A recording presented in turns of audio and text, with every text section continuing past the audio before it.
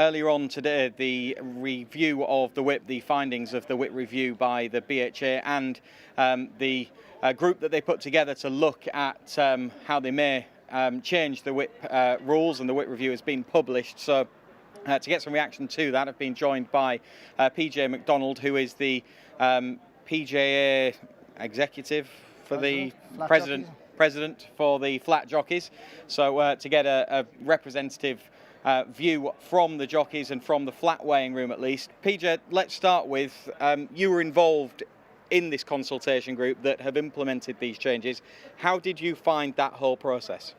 Going in, to be honest, it was wasn't what I expected, because as you know, us jockeys and any member of the racing community, we get caught up in our own bubble, and we perceive our sport as our own, and you know, so to sit down at the consultation through the first few meetings and get the different views and how people from different industries and different walks of life see racing and their views, and it was an eye-opener, and it was very interesting.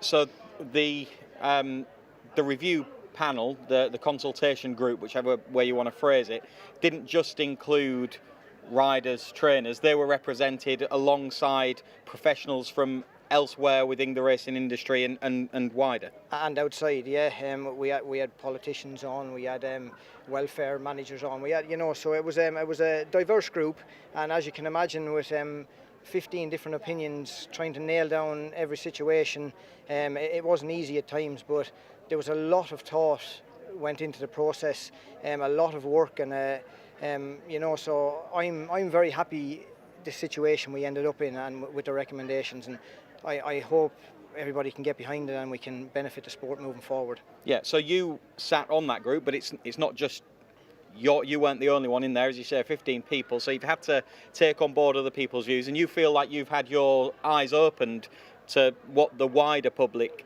how they perceive it, and that's, I suppose, you'll probably take a different view of these recommendations than you would have done if they'd just been slapped down in front of you 6 months ago. Yeah, no, exactly. You know, it was great to get into a confrontation with some of these people and battle out their points against the jockeys and against other members of the community. So it was definitely an eye-opener, very interesting, great experience, and you know, just to see what like racing has to take its head out of the sand, and we've got to get with the times, we've got to move forward, and we've got to make sure we're progressing as a sport, so we have a sport in the future. A couple of people that I've spoken to, a couple of jockeys, a couple of trainers, they're quite pleased with it as well, which surprises me because normally these things come out and everyone complains. So I think that is an early sign, at least to me, that the group has done a good job. Yeah, no, look at so far, look, we're never going to please everybody and everybody's never going to be happy, but what everybody has to remember, these decisions were based on racing and taking the sport forward and moving it with the times. The world is changing, it's not, you know, and it's not changing just in our industry, it's in every industry, and racing can't get left behind on this one, and like I think the BHA have done a great job in taking this into our own hands and us moving forward with recommendations that will suit us without it maybe being taken out of our hands and something slapped down in front of us and telling us you're doing this and you're doing that. Mm-hmm. And I think it's very good for the wider public as well. They can look in and see the trainers, jockeys and other members of the industry are really trying to move forward and you know, on horse welfare and bring everything right up to where it should be. Yeah, willing to change. If you can just pick up your stick as well, because when we were chatting earlier on, one of the key recommendations has been that you're not going to be allowed to use the whip in the forehand position anymore. So you basically can't turn it over into the forehand position. You've got to keep the whip in the backhand position. So just from a point of view of holding the whip and how you would use it, show us the backhand position if you can. We would always start off by carrying our whip in our backhand position. When our hands placed on the reins, the whip is always in our backhand position. But when we start to move forward and get a horse into top flight, the majority of lads will spin their whip into their forehand position, and this is a position you would show the horse your stick to let him know that there's going to be an impact coming, and then we would use this action, so that's the forehand action. Yeah. So now we are not allowed to take our stick into that. Our stick remains in the backhand position all the time. So your action, your hand arm action is limited because your momentum to hit horse has to be just a flick of the wrist. Yeah. So your stick doesn't land with the same force as it does in the forehand position. So this can take out a few matters of hitting horses in the wrong place. It's very hard to hit a horse in the wrong place from the backhand position because the curve of your arm and the way you land your stick will automatically place your stick in the right place. So that was one of the major things moving forward, why the backhand position was going to be implemented. And again, one of our rules is above shoulder height.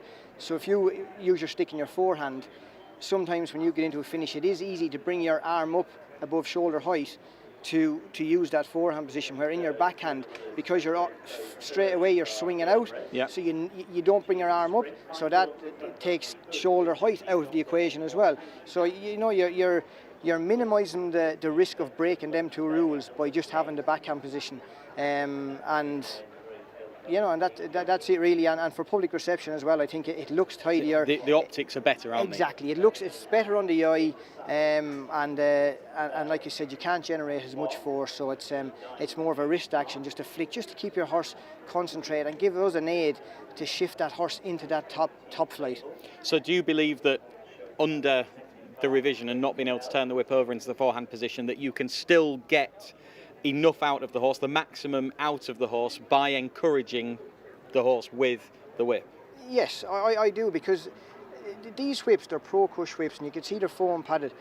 They're designed not to cause a horse discomfort. These are designed just for encouragement. It's a shock absorbent flap on them that just makes a noise. It's not designed to hurt a horse or to uncomfort a horse. So for me, when it lands in the forehand, it's not the force that makes them run, because as you well know, you've been involved, if you hit a horse too hard, it won't run. No. If you're hurting a horse, it isn't going to run and try its best for you. So I've no doubt that by using this action, we'll be able to maintain the level of ability that the horse has got. It's the noise, and you're still going to get the noise, and it's a bit of feeling, but it's not pain. That's it. It's just feeling, and that's why I think education on the whip moving forward has got to be at the fore of anything the BHA do moving forward now.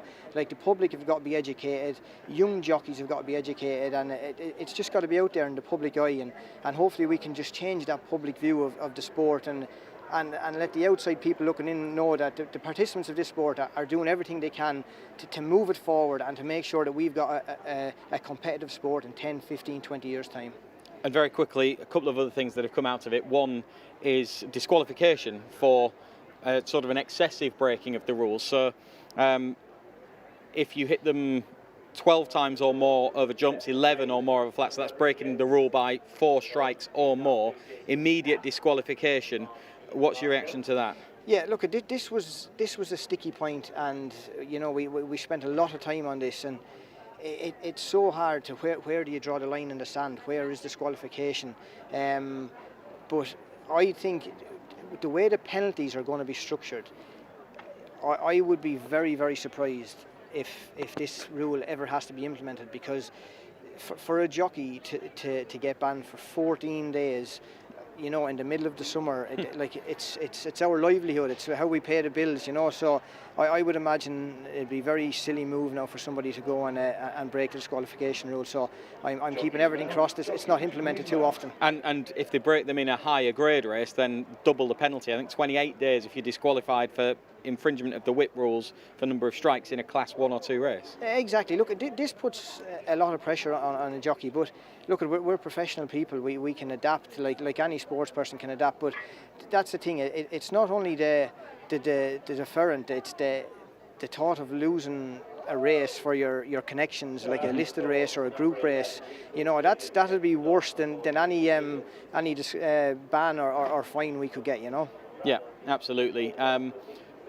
They're about to go out, and we haven't got too much more time, but thanks for coming out to speak to us, PJ. I think that's enlightened us with the view from within the weighing room. Handy demonstration of the stick as well, and thanks for the contribution that you've put forward. No problem. Thank you.